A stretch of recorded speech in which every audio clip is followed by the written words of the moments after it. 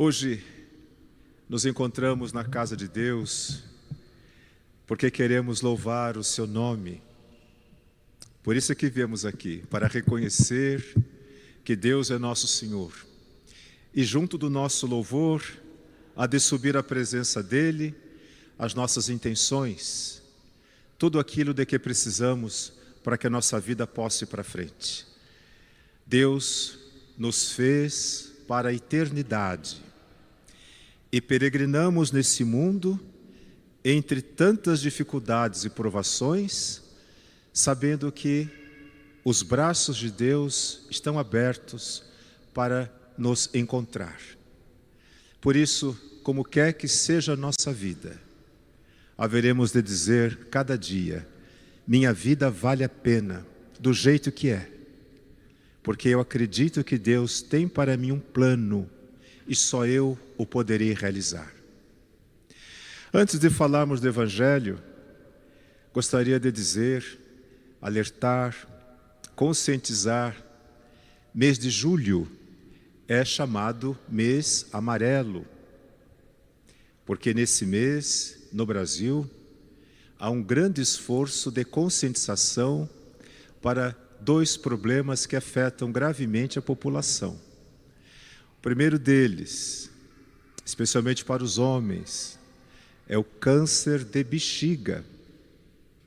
Pouco se fala, mas tornou-se muito comum, especialmente nos últimos anos.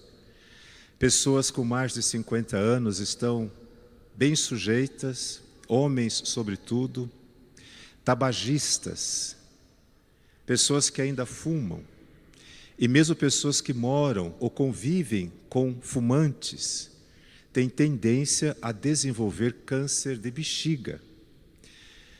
Outros produtos químicos, como esses que os cabeleireiros usam, frentistas de postos de gasolina, de combustível, motoristas de caminhão, por conta da fumaça, os resíduos vão para os rins, não conseguem ser filtrados pela urina e se depositam na bexiga. É preciso tomar muito cuidado, porque não há aviso prévio. Então, homens a partir de 50 anos que fazem exames de próstata precisam alertar os médicos também para isto. Quero fazer um ultrassom da bexiga. É um direito, é um dever de fazermos isso, porque muitas vezes a gente vai no médico, não desmerecendo naturalmente, mas ou você vai pelo convênio, ou vai pelo SUS, e o médico faz uma consulta muito sumária. Então você diz o que você tem, e ele manda você fazer os exames e já despacha você. Você não pagou a consulta, né? O plano que vai pagar é o SUS. Eu repito, com todo respeito, que merece os profissionais de saúde, mas a gente tem que ficar atento. Doutor, por favor, pede uma tomografia, um ultrassom da bexiga, homens a partir de 50 anos. E o segundo mal que atinge, curiosamente, boa parte de pessoas que morrem em acidentes de carro, bexiga estourada. Quando você está com vontade de fazer xixi e não para, não se alivia, a sua bexiga está inflada. Se você sofre um acidente ou se você freia bruscamente, o cinto de segurança comprime de forma violenta e a bexiga estoura. 5% de causa de mortes no trânsito vem de bexiga estourada. Não quebrou osso, não tem sangramento externo. A pessoa diz: graças a Deus não aconteceu nada, mas a bexiga estourou e a pessoa não sente. A urina vai para os órgãos internos, contamina e depois de dias, a pessoa começa a urinar sangue, começa a passar mal, tem febre, porque está infeccionada. 5% dos acidentes de carro, morte por conta de bexiga estourada. E finalmente, para não falar muito de doença, mas esse mês de julho, nós temos que ficar atento a uma campanha grande da parte do governo, mas nós é que temos que correr atrás. hepatite. É uma doença que precisa ser tratada. É muito comum as pessoas terem hepatite e não saberem. Existe hepatite A, B, C, D e E. 5 tipos de hepatite. Esses vírus infectam o fígado e a pessoa leva anos sem perceber. Às vezes sente mal quando come alguma coisa, percebe a pele um pouco amarelada, o fundo dos olhos, mas foi um resfriado, foi uma coisa e passou. Mas hepatite pode ser mortal. E a morte por hepatite é muito ruim, é muito feia. Hepatite se pega por contágio. Não é só por contato sexual, como se imaginava, mas especialmente pelo sangue contaminado, pela saliva. Então, às vezes, a gente vai em um restaurante e vai em um hotel e não sabe como é que foi feito o trabalho de higienização dos talheres, por exemplo, né? Então, às vezes a pessoa que tem hepatite comeu ali, mas o talher não foi bem higienizado. E as verduras pode ter sido regada com água contaminada pelo vírus. Então, cuidado na higienização das verduras, os talheres, aparelho de barbear e coisas que mexem assim com o nosso interior. Quando a gente conversa muito perto de uma pessoa contaminada, ou de qualquer pessoa, a gente não percebe, mas a pessoa expele perdigotos de saliva. Dá para ver quando o sol está batendo e a pessoa espirra, por exemplo, né? Faz aquele chuveiro. Então, aquelas partículas vêm nos olhos da gente. Então, é muito... Desculpe de falar essas coisas, mas são coisas que podem fazer diferença de vida ou morte. Então, cuidado ao espirrar com lenço, né? Então, proteger na própria roupa. Falar muito perto da pessoa, vem essas partículas de saliva que espirram nos nossos olhos. Vamos falar do Evangelho, que hoje traz esta beleza. Jesus que recebe de volta os 72 discípulos que ele enviou em missão. E eles voltam alegres, contentes, porque em nome de Jesus eles operaram curas. Em nome de Jesus eles expulsaram demônios. Estão alegres, porque a missão foi bem sucedida. Mas Jesus os adverte. Vocês estão alegres porque tudo deu certo, dessa vez. Mas olha, Satanás pulou do céu como um raio para vos perseguir. Vocês serão mandados como ovelhas no meio de lobos daqui para frente. Jesus fala isso para todos nós que somos batizados. Nós somos missionários. É isso que a igreja este ano, sobretudo, insiste. O apelo do Papa Francisco ainda ecoa em nossos ouvidos. Vamos ser uma igreja em saída, uma igreja que vai para o mundo, que transforma as estruturas, que muda a cultura. Então, todos nós somos missionários de Jesus. E a todos nós ele adverte. Nós temos que trabalhar sim, com toda a nossa inteligência, com as nossas forças, com os nossos recursos, doar o nosso tempo. Isto é eficiência. Nós precisamos buscar eficiência na evangelização. Nas suas casas, com seus familiares, no seu ambiente de trabalho. Sempre vou repetir isso, dirigindo o seu carro na rua, no partido político que você acredita, que você colocou seu nome. Tem que ser cristão em todo lugar. Isso é eficiência nossa. Nós acreditamos no bem comum, lutamos pela paz, pela justiça. É parte do nosso ser cristão. Mas a eficácia, o resultado, vem de Deus. Ninguém pode se arrogar, se orgulhar, porque fez um bom trabalho. Esse é o princípio da queda. É assim que Satanás seduz as pessoas que querem servir a Deus. inspirando nelas a vaidade, orgulho, a pretensão de se tornarem autorreferenciais. Não é demais lembrar que o grande pecado dos primeiros pais, Adão e Eva, foi terem ouvido a voz de Satanás, que disse a eles: se vocês transgredirem a lei de Deus, comendo do fruto proibido, vocês serão iguais a ele, vocês serão deuses. E os primeiros pais, assediados pelo mal, deram vazão ao orgulho, à vaidade, e se sentiram autorreferenciais. Nós somos donos da verdade. E aí veio a queda, daí vem o pecado, daí vem a derrocada. Por isso é que Jesus adverte aos seus: olha, a eficiência é nossa. Temos que trabalhar com tudo o que temos para o bem, para a justiça, em nome da paz, mas sabedores que o fruto, a eficácia, é Deus que concede. Sendo assim, a gente não desanima quando as coisas não dão certo. Oh, mas eu me esforcei tanto, levantei tão cedo para preparar a comida para dar para os pobres, tirei roupa boa do meu armário, e agora vem essa chuva, eu não posso sair de casa. Ou então, eu fui levar a comida para um pobre e ele me xingou, como acontece muitas vezes aqui conosco.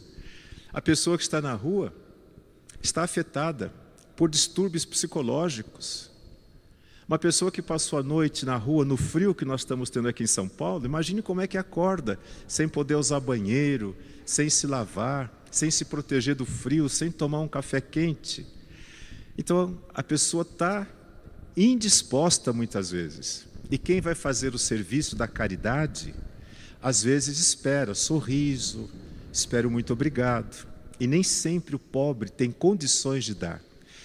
Mas não é sobre o pobre. E quando a gente trata de um doente, por mais que a gente ame a mãe, o pai, quando você vai dar banho numa pessoa doente, uma pessoa que não pode cuidar de si mesmo, você precisa se colocar no lugar dela. Quando a pessoa está em idade avançada, ou ela sofre algum mal crônico, a carne desaparece, os ossos ficam supersensíveis por conta dos nervos que estão à flor da pele. Então você puxa achando que está ajudando, mas você está me machucando. Aí você fica bravo e assim por diante. Se a gente não se coloca no lugar do outro, você não tem condições de fazer o bem. Se você acha que o outro de alguma forma vai reconhecer o seu esforço, você não está preparado para ir até ele. É um aprendizado, é doação, é fazer o que Jesus fez, é amar, não porque o outro merece, mas é porque você é bom, porque a bondade está no seu coração. Jesus é esse que segue acreditando nos seus discípulos, que somos nós, e nos ensina a pedir ao Senhor que envie cada vez mais operários para a messe, que chame mais pessoas de boa vontade para esse grande serviço de humanização da vida. Nós estamos vivendo um processo inverso.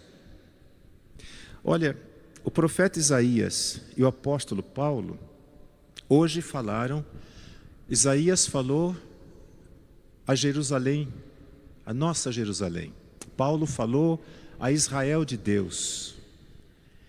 Eles estão falando de um tempo, de uma situação utópica, que nós buscamos, a Jerusalém celeste, que está presente em todos os lugares e que precisa emergir.